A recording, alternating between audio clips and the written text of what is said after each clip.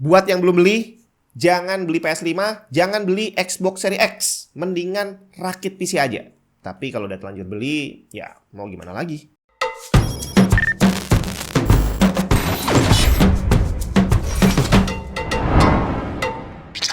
PC Master Race. PC akan selalu menang katanya. Ya sebenarnya sih nggak selalu begitu sih. Karena zaman dulu malah justru konsol itu lebih bagus dibandingin PC. Lebih bagus itu dalam banyak hal ya. Terutama dalam hal teknologinya. Kalau dari rumus budgetnya sih, dengan jumlah uang yang sama, kamu nggak mungkin bisa merakit sebuah PC yang punya performance menyamai konsol. Jadi kalau cuma untuk urusan gaming, beli konsol adalah sesuatu yang ya nggak bisa dilawan sih. Karena udah harganya jauh lebih murah, performancenya juga nggak kalah dengan PC. Kita lihat dari PS3 yang dirilis tahun 2006.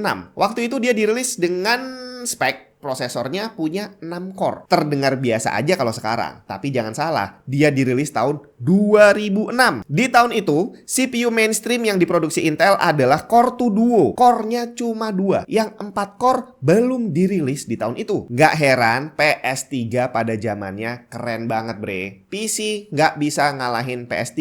Ditambah lagi, arsitektur dari hardware-nya sendiri juga berbeda. Makanya dia performance-nya udah speknya lebih tinggi, performance-nya juga lebih tinggi lagi. Tapi hal ini berimbas pada gamenya. Karena arsitekturnya berbeda dengan PC, maka game PS3 nggak bisa segampang itu diporting ke PC. Makanya kita nggak bisa ngelihat game PS3 yang dirilis di PC secara resmi gitu ya. Pakai emulator harusnya. Hal yang hampir sama terjadi saat PS4 dirilis di tahun 2013. Saat itu CPU yang digunakan oleh PS4 menggunakan 8 core. Di tahun yang sama, CPU kelas atas yang diproduksi Intel adalah Core i7 generasi keempat yang cuma punya 4 core. Dan sama seperti PS3, PS4 performance-nya luar biasa. Dia bisa melibas semua game yang dirilis di sana dengan lancar. Grafisnya bagus, performance-nya juga bagus. Bahkan di tahun ini aja, 2022, berarti udah sekitar 9 tahun sejak PS4 dirilis, dia masih dapat rilisan game baru dari Sony. Dan mesinnya, si PS4 ini masih bisa menjalankan gamenya dengan lancar dan kualitas grafis yang bisa kita nikmati. Ya, pengecualian game next gen kayak Cyberpunk waktu itu yang dirilis akhir 2020, ya berarti 2021 lah ya,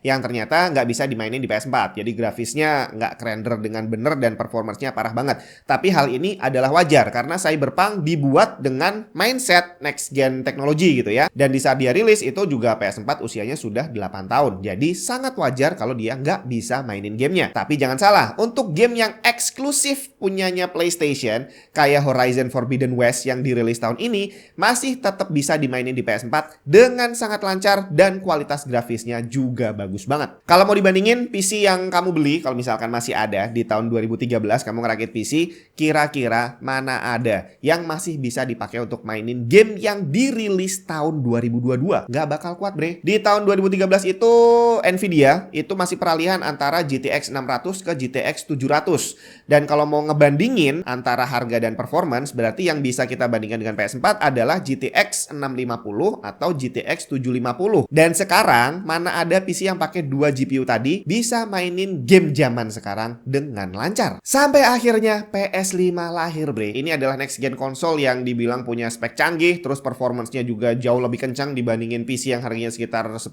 jutaan berarti ya. Dan pokoknya luar biasa lah, bisa 4K, bisa 120 Hz, punya ray tracing, hebat lah pokoknya. Emang ya? 6 core-nya PS3 di tahun 2006 itu luar biasa. CPU Intel dengan 6 core pertama adalah Core i7 980X Extreme Edition yang dirilis tahun 2010, 4 tahun setelah PS3 rilis. Dan harganya $1.000 CPU doang, bukan kelasnya konsol. CPU Intel mainstream 6 core pertama adalah Core i5 generasi 8 yang dirilis tahun 2017.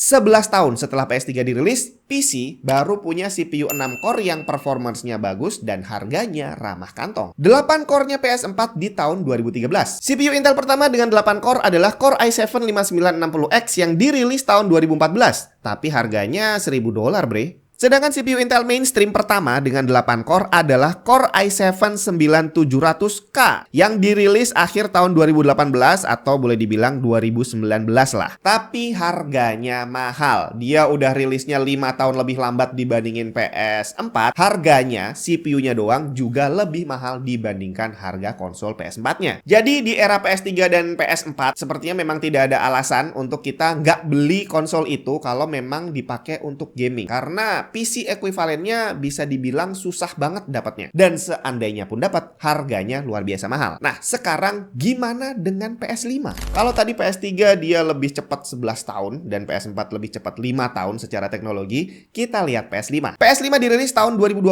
dengan fitur utama adalah tadi 4K, terus 120Hz, terus ray tracing, dan segala macam yang canggih-canggihnya dia lah ya. Pakai SSD juga generasi keempat gitu kan. Tapi ternyata secara spesifikasi, CPU yang digunakan itu hanya setara Ryzen 7 3700X yang sedikit diturunkan clocknya. Sedangkan CPU Ryzen tadi dirilis tahun 2019. Sedangkan untuk GPU PS5 itu dia performancenya setara dengan RTX 2070 atau kalau secara arsitektur sih RX 5700 XT. Dan RTX 2070 dirilis tahun 2018. Udah tahu bedanya PS5 dengan PS3 dan PS4? PS3 dan PS4 dirilis dengan menggunakan teknologi yang lebih canggih dibandingkan PC saat itu. Sedangkan PS5 dirilis dengan teknologi PC yang sudah basi. Saat PS5 dirilis, PC sudah punya hardware yang lebih baru lagi. Dan kira-kira apakah benar PS5 bisa menjalankan game dalam resolusi 4K dan 120 FPS dengan ray tracing aktif? Sebenarnya sih memang enggak, karena Sony memang nggak pernah bilang bahwa PS5 dijamin bisa jalanin semua game dengan performance seperti itu. Hanya game-game tertentu doang yang ternyata adalah game-game yang enteng. Untuk game-game yang berat nggak bisa nyampe ke sana. Ada yang udah main A Plague Tale Requiem atau Gotham Knight? Kalau belum, kamu coba main yang A Plague Tale aja deh, karena itu adalah salah satu game yang paling bagus yang pernah saya mainin.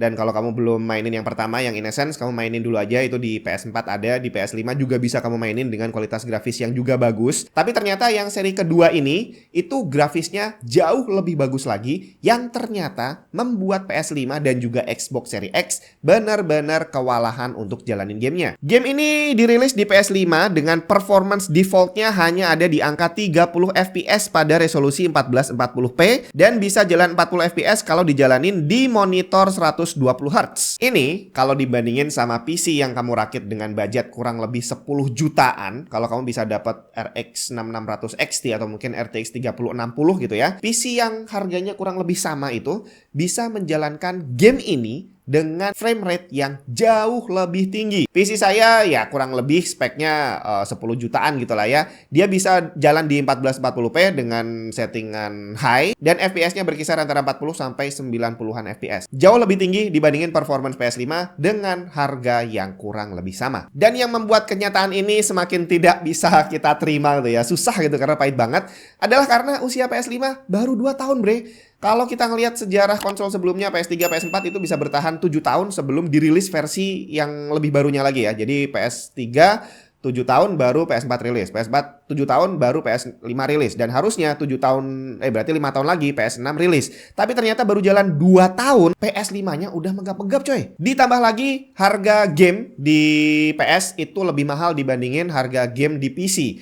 Dan dengan kita keluar duit yang jumlahnya sama, performance yang kita dapat di PC jauh lebih bagus. Belum lagi kalau di PC itu ada yang namanya di Windows ya, ada namanya Xbox Game Pass, di mana dia beda sama PS Plus-nya Sony. Karena PS Plus-nya Sony walaupun kita langganan yang paling mahal dan ada game katalog, tapi kita nggak mungkin dapetin game baru main day one. Tapi kalau di Game Pass kita dapat main langsung di saat hari rilis gamenya. Termasuk salah satu A Plague Tale tadi. Saya dapat gratis bre, langsung main, gak harus beli pakai Game Pass. Untuk game yang eksklusif PlayStation memang dia bisa punya performance yang tinggi. Ya iyalah, karena gamenya memang dibuat khusus buat konsol ini. Tapi untuk game-game lain yang dirilis juga di PC, sepertinya agak lumayan berat untuk PS5 bisa bersaing dengan PC. Karena memang secara gamenya tidak optimize untuk sebuah sistem gitu ya. Kalau kita jalaninnya di PC masih agak fleksibel lah ya. Kalau GPU-nya rasanya udah nggak sanggup, kita tinggal jual terus upgrade yang baru. CPU-nya nggak sanggup, jual upgrade yang baru. Dan itu bisa kita lakukan berkali-kali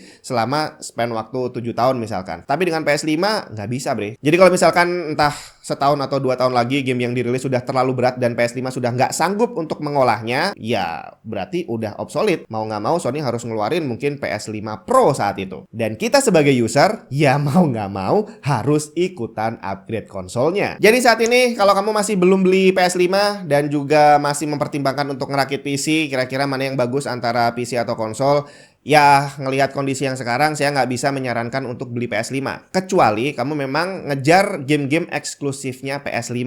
Cuma gamenya saat ini harganya masih mahal. Beda kalau kamu beli PS4, itu game eksklusifnya udah banyak yang diskon harganya ya. Dan bahkan udah banyak yang dibagi gratis di PS Plus juga. Tapi kalau kamu mau beli PS5, ya pertimbangkan aja masalah itu. Kalau di PC, walaupun kamu nanti beli gamenya dan ternyata PC kamu masih nggak kuat, tenang aja. Nanti saat di-upgrade PC-nya jadi bisa mainin gamenya. Tapi kalau PS5 nggak bisa, bre. Kamu beli game di PS4 itu kalau mau dijalanin di PS5 untuk bisa dapat peningkatan grafis, itu nggak semuanya gratis. Ada yang upgrade gamenya harus bayar. Lu udah beli gamenya, mau ningkatin grafisnya itu harus bayar. Kalau di PC tinggal geser strap jadi high, jadi ultra, beres. Di PS harus bayar, bre. Jadi untuk saat ini sepertinya PC Master Race masih akan terus berjalan bahwa PC lebih superior daripada konsol.